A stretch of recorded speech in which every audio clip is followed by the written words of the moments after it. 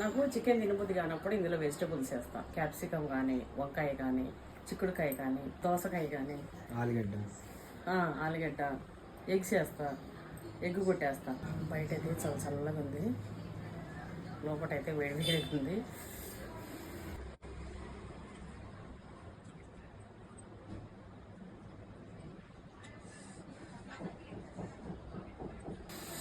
కాలే తింటే పండు పోతాయి. ఏంది కొంచెం మరీ ఎక్కువ కాలేదు తినకు.